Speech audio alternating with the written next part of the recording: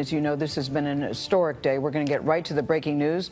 It comes from the Supreme Court. I'm sure you've heard the abortion decision that means the end of Roe v. Wade.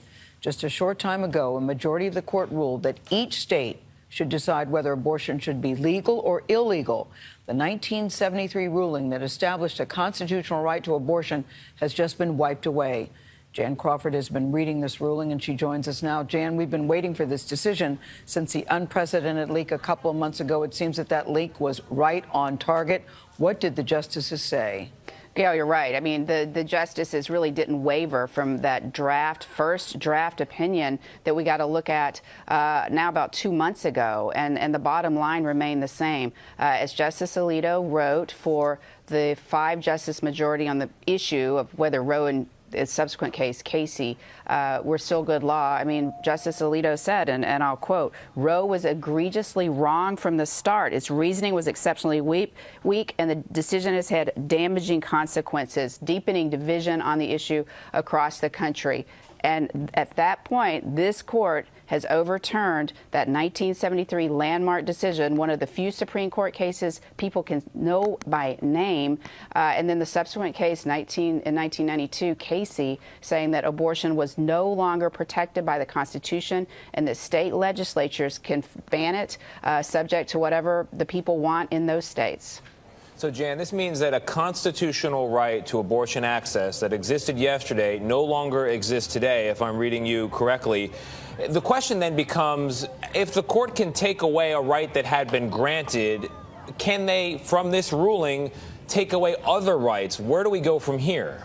That is one thing that changed in this opinion to become even more clear than in the draft. Justice Alito, in this opinion, the majority opinion, goes into much more detail about how abortion is different and why this decision would not affect other rights that are grounded in the same constitutional provisions as the abortion right was. For example, a right to contraception, a right to same-sex marriage. The court, the 5 justices who were in this opinion with Justice Alito, say that that is totally different. We could not be any more clear. Those decisions are not at risk because those are different. Abortion, the court says, involves a separate life, and that's why it is analyzed differently. Now, there is one justice, Justice Clarence Thomas, who wrote separately, a separate opinion, kind of off on a trip of his own, and said, well, I actually think we should reconsider those cases. But, you know, it takes 5 justices to do anything at the Supreme Court or to make a new law, and right now, there's only one that thinks that. The other 4 that were in this decision said those cases are not in jeopardy. But, of course, the liberal justices are taking issue with that and saying, you know, well, your reasoning here could weaken those cases as well.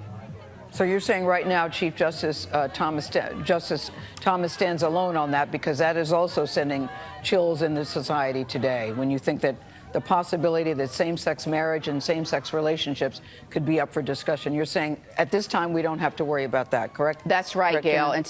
Unless 4 new justices who are as conservative, Justice Thomas joined the court, those cases are not implicated, at least according to what the court is saying today.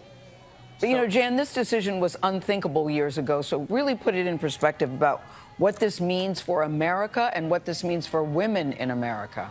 Well, I mean, Gail, the dissents, I think, and people will spend many hours pouring through those dissents by the 3 liberal justices, really emphasize that now states can essentially say to a woman, you know, at the very beginning of a pregnancy, right after fertilization, that she can't really do anything about it.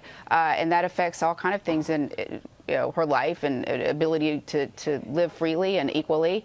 But the majority is emphasizing, and this is what's going to happen on the ground anyway right now, is that that's not for the Supreme Court to say. Take that up with your state legislature or your governors, because they're the ones who are passing these laws, and each state can set their own policy now. And so that's what you're going to see as a patchwork of laws. 26 states asked the Supreme Court to overturn Roe and Casey so they could ban or greatly restrict abortion. You're going to see half the states in this country do that. Some already have.